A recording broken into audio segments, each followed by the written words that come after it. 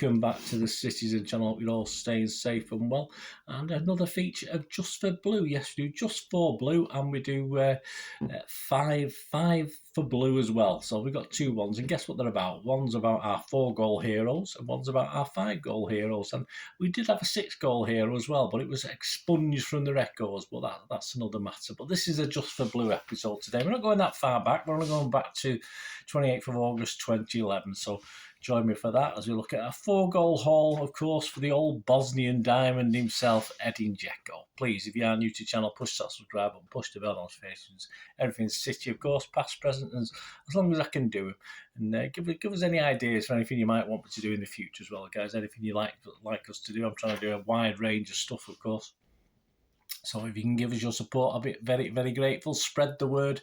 And you can give us a like. If you love Edin Dzeko, give us a like. If you don't particularly like Edin Dzeko, give us a like. And if you like my feeble efforts to do this little feature, give us a like as well. So give us that thumbs up, guys. We're much appreciated. Right, Edin Dzeko, his CV, the Bosnian Diamond, of course. He earned that nickname playing for Bosnia back in 2009, I think. Look that up anyway. That's from that sort of time.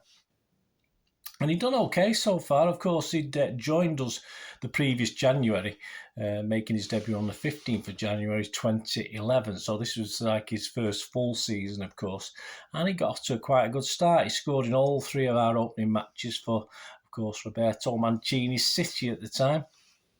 He'd scored in a 2-3 loss at Wembley against United in the Community Shield. That was a disappointing day. I thought we were going to trounce them, and 2-0 up at half-time, and then we somehow managed to lose 3-2. But hey, we won't dwell on that one. A 4-0 win at home to Swansea City, of course, and in a 3-2 win at Bolton. He scored a goal in each of these 3. But he was to make it 4 games in a row of scoring in quite spectacular fashion, of course, in game number 4. So before we talk about Edin Dzeko and White Hart Lane and what was happening in the UK in August 2011. As I'm recording this, it's 12 years ago, so it's still a long time in the scale of things. Obviously, I go back a lot longer than that when I do these history logs. But yeah, just a little look at what was happening. I had no recollection of this. Teesside comedian Patrick Monaghan, you probably know him. I have heard of him. Won the live file of ITV Show Me the Funny. Yes, I didn't even know that programme existed, in which stand-up comedians competed to win £100,000, a 12-date nationwide tour, and a DVD release. I think he's still knocking about, so I won't say what's happened to him, because I think he's still around. On the 31st of August, it was announced that the mobile internet usage had reached 50% of the UK. So 50% of the people in the UK were using it, according to the Office of National Statistics. I wonder what it is now, that's for sure. The singles, if you look at the old charts, we saw the singles chart in those days. Don't Go by Wretch 32 featuring Josh Cumra. That was number 1 in the singles chart. I think it only stayed there a week. And also only staying there a week was an album Welcome Reality by Nero. So I have no idea. I know the Don't Go tune, but I have no idea about Welcome Reality by Nero. I don't remember that one at all. You might do. Hum along anyway, let me know. At the cinema, you know, I like my films. Harry Potter and the Deathly Hallows Part 2 was the biggest box office draw, the big draw at the movie that year. Anyway, it's just a quick look at what was going on, just to get you the feel of where we were. I mean, obviously, we all know where we were the 11-12 season, don't we? But just to give you a feel of what was happening elsewhere in the UK. Back to football. How will we do? Well, this was only the 3rd league game.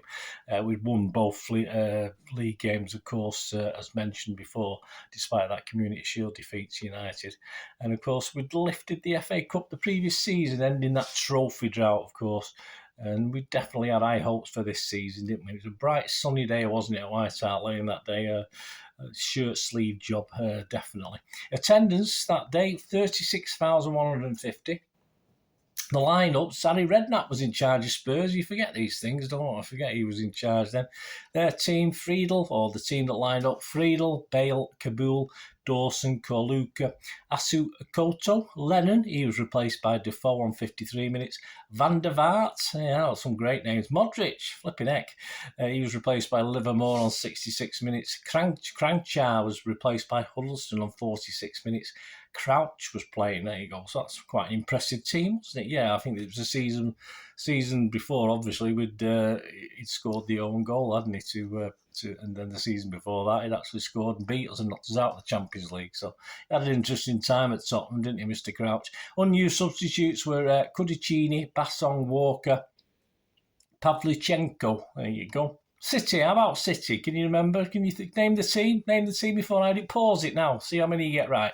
Hart, Company, Zabaleta. Richards replaced him on 64 minutes. Lescott, Clichy, Barry, Nasri, Silva, Yaya Toure, Dzeko, and Aguero. Savic replaced him on 75 minutes. Savic for Aguero. Hey, there's a swap.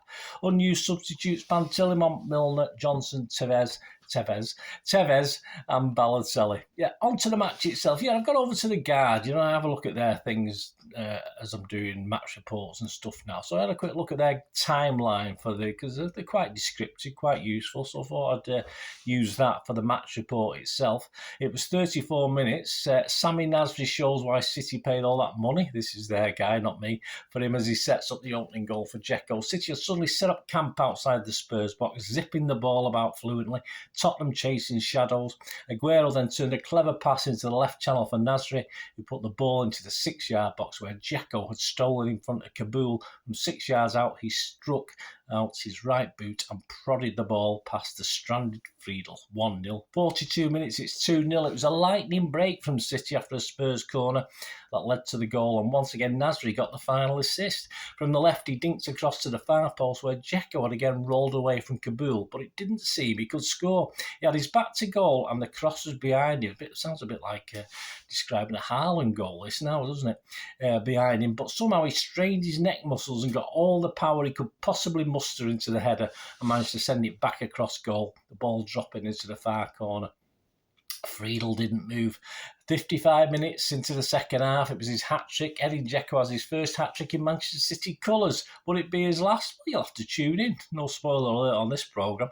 And his critics are starting to look a tad foolish. Critics? Who criticised Dzeko? Shocking. This was just too easy, though. Spurs could only half clear a corner as far as Aguero on the right corner of the area. He stood on the ball, mulling over his options. He had not a care in the world. Well, it is a bank holiday. Relaxed, couldn't. Eventually, Toure made a surging run on the outside. Naturally, he was untracked, and Aguero fed the ball through to him. I think he's implying Spurs weren't very good, and fed the ball through to him. Toure slammed it across the face of goal, and there was Dzeko 2 yards out to finish it off. It doesn't get much more simple than that. Tottenham's defending has been a piping disgrace. A piping disgrace, that's a good one. But it's difficult to be too harsh, such as the quality of the opposition. There you go. This guy actually said, I think he thought we might have a chance of winning the Champions League. We had a little bit longer to wait, didn't we?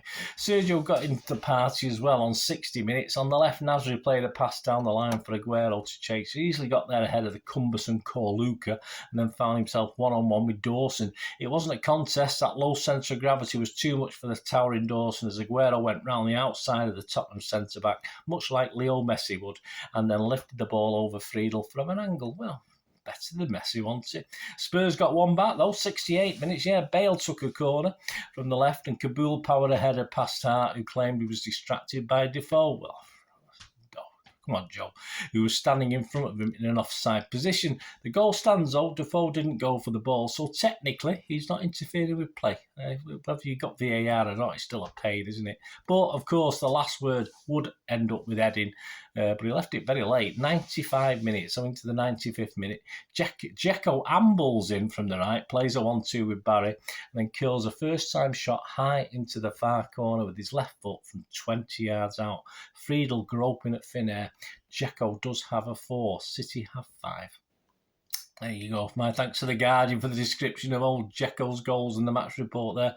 He indeed became the first Manchester City player to score 4 goals in one Premier League match. Of course, not the first to score 4 goals in a match, but in a Premier League match at the time. He won City's Player of the Month for that month for August, no surprise, and also the Barclays Player of the Month as well. So we did win him in those days. His season, yes, it would end gloriously. Of course it would for Edding and us, as we put the Premier League trophy on our CV. Although Edding had been on the bench more than he perhaps liked throughout that season, very much so towards the end as well, though he would, of course, have a key part to play coming off the bench in that crucial final game against QPR. He actually managed 19 goals in all competitions, so not too bad return considering, say, a lot of substitute appearances.